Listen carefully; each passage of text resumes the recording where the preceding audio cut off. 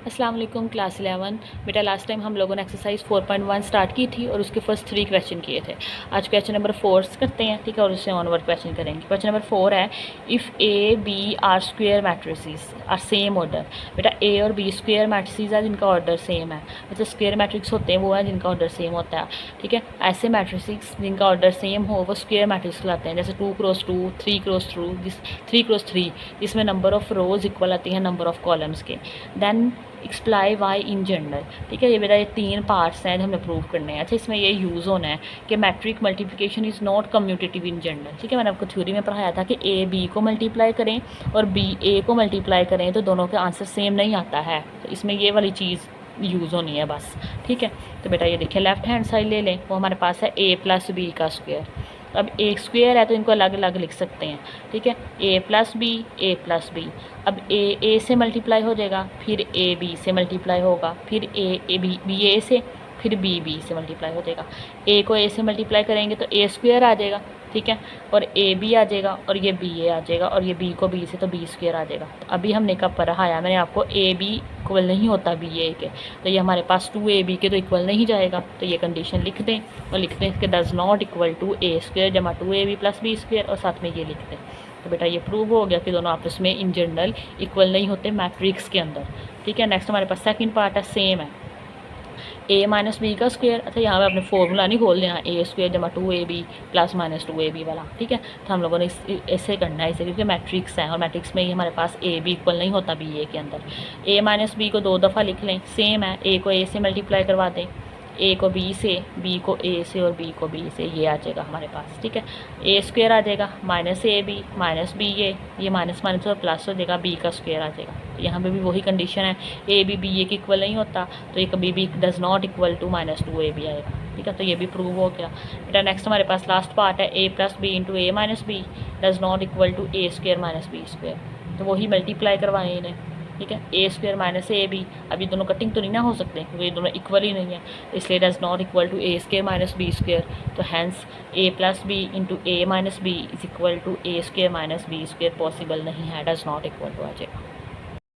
Next हमारे पास question number 5 है, बहुत ही आसान सवाल है। इसमें उन्होंने हमें ट्रांसपोज लेना सीखा, देखना है, ठीक है। ट्रांसपोज कैसे लेते हैं, जिसमें नंबर ऑफ़ रोज़ हम चेंज कर देते हैं, सॉरी रोज़ को कॉलम में चेंज कर दें और कॉलम को रो में चेंज कर दें, तो वो हमारे पास होता है ट्रांसपोज लेना। बेटा ये ए मैट्रिक दिया गया और कुछ पार्ट दिए हैं, कहते हैं a + a ट्रांसपोज फाइंड कर दें, a - ट्रांसपोज फाइंड कर दें, a ट्रांसपोज फाइंड कर दें, a ट्रांसपोज a ट्रांसपोज का ट्रांसपोज फाइंड कर दें, ठीक है। तो बेटा ये देखें, पार्ट नंबर 1 है a + a ट्रांसपोज। सबसे पहले तो a ट्रांसपोज चाहिए हमें, तो a ट्रांसपोज ये a का मैट्रिक है, ऊपर t लगा दें, मतलब हम इसका ट्रांसपोज लेने लगे हैं। बेटा जो फर्स्ट रो है वो फर्स्ट कॉलम बन जाएगा, ये देखें -1 2 3 -1 2 3। सेकेंड रो सेकेंड कॉलम बन जाएगा 1 0 2। थर्ड हमारे पास थर्ड बन जाएगी -3 5 और 3। जस्ट फिर इनको ऐड कर दें, ये a का मैट्रिक है, ये a ट्रांसपोज है, दोनों को ऐड कर देंगे तो बेटा ये आंसर आ जाएगा -1 प्लस माइनस माइनस हो जाएगा, ठीक है। 2 + 1 आ जाएगा, 3 - 3 आ जाएगा, ठीक है। ये कीजिएगा, आप लोग कर लोगे, ठीक है। तो ये हमारे पास सिंप्लीफाई करके ये आंसर बन जाएगा। नेक्स्ट क्या करना है हम लोगों ने, a - a ट्रांसपोज अभी लिया है, उसकी वैल्यू यूज़ कर दें और दोनों को बेटा माइनस कर दें, तो हमारे पास ये आंसर आ जाएगा, ठीक है। फिर a को a ट्रांसपोज से मल्टीप्लाई करवा दें, तो ये a मैट्रिक है, ये अभी हमने ट्रांसपोज लिया है, बार बार लेने की ज़रूरत नहीं है, एक ही दफ़ा लिया हुआ है बस, ठीक है। फर्स्ट रो को फर्स्ट कॉलम से काटें, तो -1 बेटा -1 से मल्टीप्लाई हो जाएगा, ठीक है। 2 2 से मल्टीप्लाई हो जाएगा, 3 3 से मल्टीप्लाई हो जाएगा। अब फर्स्ट रो सेकंड कॉलम, -1 को 2 ये 1 है, ठीक है। -1 को 1 से मल्टीप्लाई करें, 2 को 0 से मल्टीप्लाई करें और 3 को 2 से मल्टीप्लाई करें। अब फर्स्ट रो थर्ड कॉलम है, -1 को 3 से, -3 से, 2 को 5 से, ठीक है, और 3 को 3 से आ जाएगा, ठीक है। नेक्स्ट हमारे पास सेकंड रो फर्स्ट कॉलम, तो ये आ जाएगा, सेकंड रो सेकंड कॉलम, तो ये आ जाएगा, सेकंड रो थर्ड कॉलम, तो ये आ जाएगा। इसी तरह third row first column, third row second column, third column, ठीक है। बेटा इनको मल्टीप्लाई करें, 1 को 1 से मल्टीप्लाई करवा दें तो 1 आ जाएगा, 2 2 ज़ार 4 आ जाएगा, 3 3 ज़ार 9 आ जाएगा, ठीक है। ये सारा बेटा मल्टीप्लाई करवा लीजिएगा, आपको आता होगा, तो ये बन जाएगा। इनको सिंप्लीफाई कर लें तो ये हमारे पास आ जाएगा, ये आंसर आ जाएगा, ठीक है। नेक्स्ट हमारे पास है a ट्रांसपोज को a के, पहले a को a ट्रांसपोज से किया, अब a ट्रांसपोज को a से, ये इसकी वैल्यू है, ये 8 की वैल्यू है। बेटा दोनों को मल्टीप्लाई करवा ले, तो ये भी बेटा मल्टीप्लाई हो जाएगा फर्स्ट रो को फर्स्ट कॉलम से, फर्स्ट रो को सेकंड से, फर्स्ट को थर्ड से। तो बेटा आप स्क्रीनशॉट ले लें इसका, ठीक है, बल्कि आप खुद ही कर लेना, ठीक है। ये देखें, ये सारा सोल्व कर लेंगे तो बेटा ये हमारे पास इसका आंसर आ जाएगा, ठीक है। नेक्स्ट हमारे पास है ए ट्रांसपोज का ट्रांसपोज लेना है। तो बेटा पहले ए का ट्रांसपोज ले लें, ठीक है। तो ये हमने ए का ट्रांसपोज लिया हुआ है ना, पीछे ये आंसर आया था। इसका दोबारा से ट्रांसपोज ले लें, ठीक है। ट्रांसपोज का ट्रांसपोज ले लें तो यहाँ पे ट्रांसपोज आ जाएगा। तो ये फर्स्ट रो है तो फर्स्ट कॉलम बन जाएगा -1 1 और -3। सेकंड रो सेकंड कॉलम बन जाएगा, थर्ड रो थर्ड कॉलम बन जाएगा, ठीक है। तो बेटा सारे पार्ट्स हमारे पास क्या हो गया, यहाँ पे कंप्लीट हो गया। नेक्स्ट हमारे पास क्वेश्चन नंबर 6 है, वो करते हैं। नेक्स्ट बेटा हमारे पास क्वेश्चन नंबर 6 है। कह रहे हैं solve matrix equation a² - 4a + 4i - x = 0 if a हमें ये मैट्रिक दिया गया है। तो सब बेसिकली हमें इसका a² भी चाहिए, फिर 5 को a से मल्टीप्लाई भी करवाएंगे, 4 को आइडेंटिटी मैट्रिक से मल्टीप्लाई करेंगे, और x हमारे पास वो वैल्यू है जिसको हम लोगों ने फाइंड करना है, ठीक है। सबसे पहले तो हमें a² चाहिए, ये इक्वेशन है और ये 0 के इक्वल आके बेटा सोल्व करनी है सिंपली। a को a से मल्टीप्लाई करवा दें तो बेटा फर्स्ट रो फर्स्ट कॉलम ये आ जाएगा, first row second column, first row third column, ठीक है। Second row first column, second row second column, second row third column ये आ जाएगा। Third row first column, third row second और third row third ये आ जाएगा, ठीक है। इसको सिंपलीफाई कीजिएगा तो बेटा इसके आंसर में ये देखेंगे आ जाएगा 5 9 0 -1 -2 -1 2 5 और -2। अब ये हमें इक्वेशन बेटा गिवन दी गई है। अब ये x फाइंड करना है तो बेटा x को इधर ले आएँ तो ये प्लस का हो जाएगा, बाकी सारी इधर रहने दें। a² - 5a + 4 है, a² तो फाइंड कर लिया हुआ है, उसकी वैल्यू लगा दें। -5 आ जाएगा और a की वैल्यू लगा दें, +4 आ जाएगा। और i आइडेंटिटी मैट्रिक है, क्योंकि यहाँ पे 3 × 3 के मैट्रिक चल रहे हैं तो यहाँ भी बेटा 3 × 3 का ही लगाना है।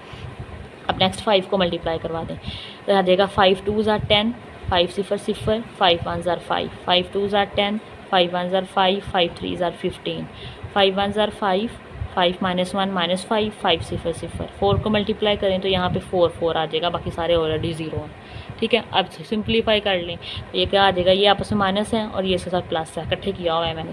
5 - 10 + 4 आ जाएगा, ठीक है। फिर क्या -1 -0 + 0, फिर 2 - 5 + 4 0 आ जाएगा, 2 - 10 + 0 आ जाएगा, ठीक है। फिर -2 - 5 + 4 आ जाएगा, 5 - 15 + 0 आ जाएगा। नेक्स्ट में 0 - 5 + 0 आ जाएगा, ठीक है।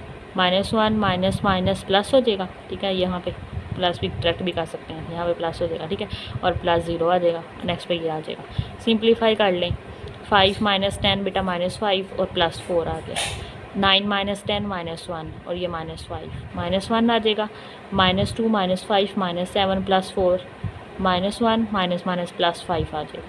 2 - 5 -3 आ जाएगा। 5 - 15 -10 -2 + 2 4 हमारे पास 2 आ जाएगा। -1 + 4 यहाँ पे -1 आ जाएगा, ये -3 बन जाएगा, ये 4 बन जाएगा, ठीक है। तो बेटा ये इसका आंसर आ जाएगा, फाइनल आंसर आ जाएगा। नेक्स्ट लास्ट क्वेश्चन है, क्वेश्चन नंबर 7, वो करते हैं। कहते हैं if A and B are 2 matrices, A और B बेटा हमारे साथ 2 मैट्रिसेस हैं, सच डैट AB इक्वल है B के और BA इक्वल है A के। शो ये करना है कि A² + B² इक्वल आएगा A + B के, ठीक है। छोटा सा सवाल है लेकिन इंपॉर्टेंट है ये वाला, ठीक है। कहते हैं गिवन हमें क्या दिया है, AB B के इक्वल है, BA A के इक्वल है, और ये हम लोगों ने शो करना है। लेफ्ट हैंड साइड ले लें, A² + B² ले लिया हम लोगों ने। अब A² को लिख सकते हैं A.A, B² को लिख सकते हैं B.A। इन दोनों इक्वेशन को यूज़ करें कि A BA के इक्वल। नेक्स्ट हमारे पास A की जगह BA लिख दें और B की जगह AB लिख दें, using A = BA and B = AB, ठीक है बेटा। नेक्स्ट हमारे पास एसोसिएटिव लॉ लगा लें। ये हमारे पास क्या होता है, अगर AB × C लिखा होना तो हम लिख सकते हैं A × BC, मतलब ब्रैकेट चेंज कर सकते हैं। अब देखें B A के साथ मल्टीप्लाई हो रहा है, वैसे तो ये तीनों आपस में मल्टीप्लाई हैं, तो लेकिन B को A के साथ ले जाएं, A B अलग कर लें, ठीक है। इधर से ये A इस A के साथ B के साथ लिख लें। अब A B किसके इक्वल है बेटा, A B हमारे पास B के इक्वल है, इसकी वैल्यू लगा दें। इधर से B A हमारे पास किसके इक्वल है, A के इक्वल है।